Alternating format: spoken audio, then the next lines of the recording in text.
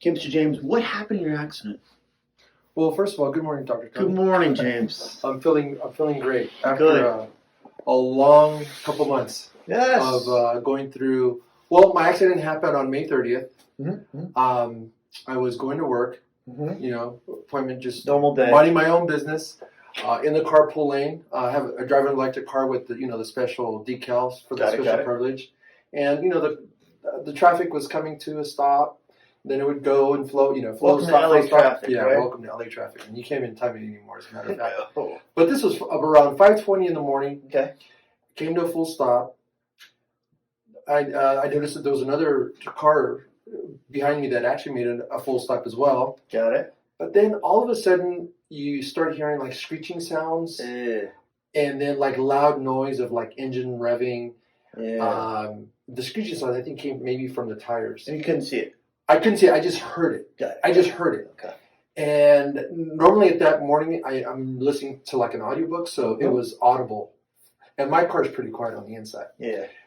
So then I had my foot on the brake, both hands on the steering wheel, and I was looking to the right into my rearview mirror, just what the heck's going on. Yeah. So my first reaction was to move forward, but I couldn't because it was a car in front of me. So I was kind of stuck. I was stuck. Okay. So then all of a sudden you hear a loud boom. Okay. And then it propelled the car behind me, which is a truck, and I noticed it has a chrome grille, and all you see is that my lighting with the reflection against the chrome grille of the GMC Denali in my rearview mirror. I'm like, oh my gosh! So I couldn't do anything. So I just kind of stiffened up, and I just manned up and took the hit, and that's what happened.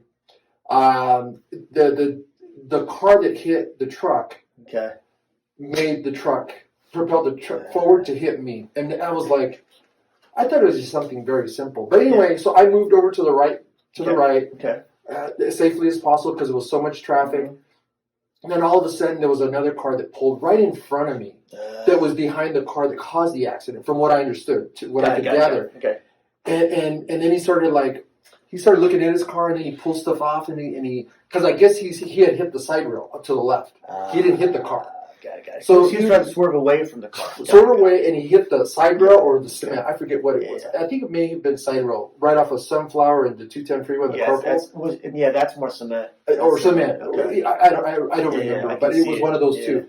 So he was looking at his car, and he started pulling stuff off. And then he says, "Hey, man, I'm out of here, man. I'm good." I'm like, "What about the people in the back?" It's called he doesn't have insurance. Probably. He doesn't have insurance. So he took off. I was like, okay. So I was just there, and I was thinking, okay, I'm going to go run back to go help. Yeah. But then I didn't feel right. I was still kind of in shock, and Well, dazed, confused. And then I just kept looking back, and all the traffic was stopped. Mm-hmm. And then all of a sudden, you kind of see all the lights of a patrol car, some type of emergency vehicle, but it was more of a police car. CHP. I don't know if it was CHP. I couldn't tell. Okay. But it was like an emergency vehicle that was just kind of swerving back and forth all along all the lanes. I think it was like 4 or 5 lanes. Couldn't stop traffic. To stop the traffic. Okay. And then I'm looking. Oh, but before that, this is when the GMC Denali pulls up, and there's a police officer that actually was driving in the carpool lane. Okay. I guess special privilege. Yeah, do it. And he was on the phone already dialing in with all of his contacts within the police department dispatch or whatever it was to basically provide emergency. Of course. But so then all of a sudden, about 5 minutes pass. I'm still looking, and then you see it's a CHP patrol car pushing the vehicle with the guy still in the car. Wow. To get it to the right, and he pulls right behind, and I guess the CHP was guiding him with loudspeaker. So you were in the emergency lane already. I was, and then when they pulled up, they told me to get out of the way because the guy was still. The car was disabled, but the CHP patrol car was actually pushing the vehicle. Yeah. So then that's when the CHP goes. Basically, what was salvageable from just to make a long story short. Yeah. From the car that hit the GMC Denali that hit me was his lunchbox. That was a Honda, correct? It was like a green Denali big Chevy truck. Yeah. GMC Denali, the little small 2-door. That doesn't match. It doesn't work. Yeah. Okay. But yeah, that's what happened.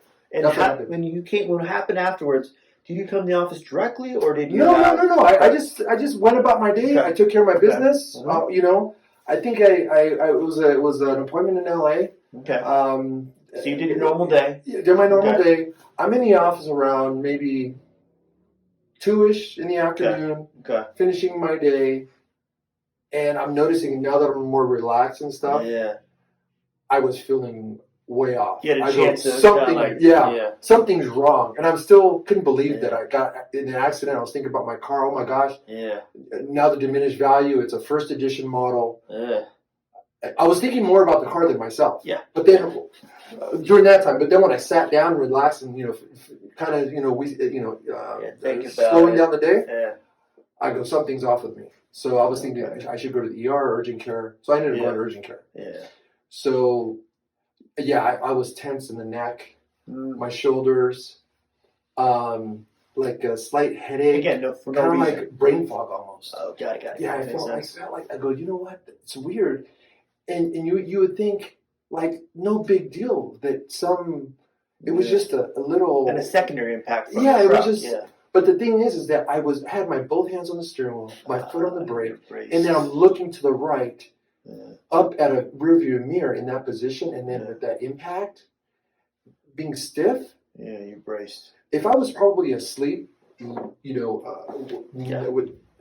more lax, and I would have been hit. I'd probably be okay. Well, if you're a kid, I'm just assuming. If you're a kid, yeah, because a lot of laxity, you're basically a Gumby. Right. Yeah. But then I said, you know what? I went to urgent care. Yeah. So they ended up having to prescribe me some pain medication and also a muscle relaxer. Got it. Okay. And then that's when I was connected. I contacted attorneys. Got it. Okay. And then that's how we connected again. Mm-hmm. And they just said, go to the chiropractor in the morning and and get the X-rays done and start doing that. Good. And I went to urgent care, and I feel bad, but I have to take care of myself. So why do you feel bad? I didn't want to cause more than you need. The problem is most people think that way, then all of a sudden they don't get themselves well. So what happens 3-4 months later? Then worse. Yeah. So your care was for about, I want to say 2.5 months so far in my head. I'm thinking, yes. How's your care been here this period of time? It's been phenomenal. I have to say that when I came in, I felt very awkward. I could barely move my neck. I would have to kind of turn around to look over my shoulder. Just this whole area here, and then pain, and then also the numbness, the tingliness. I remember the hand. Because I would have to if I would position myself on the bed like at night. Now when I'm relaxed, my arms would fall asleep. It was weird. So no matter what position I was in, I thought maybe I slept on my arm. It was nothing. Yeah. It was that bad. Ugh. I would get sleep, but again, that would be the thing for me, and I would be kind of trying to wake it up and stuff. But it was one of those things where I don't know what was happening, but you probably know better than I would. Well, that's a lot of the symptoms. Once you pinch a nerve at that point, things are going to happen to where things are going to swell, tighten up. We have to let the body heal, but we want to make sure with the adjustments, we unlock everything. At that point, things heal properly. Right. That's the overall plan. So through that whole thing, I think I've been coming here 3 times a week. Yep. And now I feel phenomenal. I mean, I turn my neck to the left, and I can do that. And it's still a little bit there, but not what was like a few months back. Oh my gosh! And right now, so I have all that, and then I know I just have more motion in the neck. I feel more where I can carry some weight, and then also just following your instructions. On just keep what you're doing. Stay active, go to work, do what you normally can do. To a certain level, if you start feeling pain, then you kind of slow down, but you want to keep moving. And I've just been following your instructions as a professional. So and even though you're not 100% yet, you feel like things will get 100%. Not that I think. My body feels that it's going to go back to 100%. Oh, absolutely. Good. Oh, yeah. Good. Oh, yeah. Thank you, Mr. James. Anything else? I just want to say thank you, man. Listen to all the professionals. Appreciate it. We want to tell people to where they once they finish even their care and their case here, they still feel better later. Correct. It doesn't go back. They feel 100%. Follow the instructions to the T, and That's what I did to the best of my ability, and I feel great. Okay. Thank you, Dr. Tony. Thank you, my friend.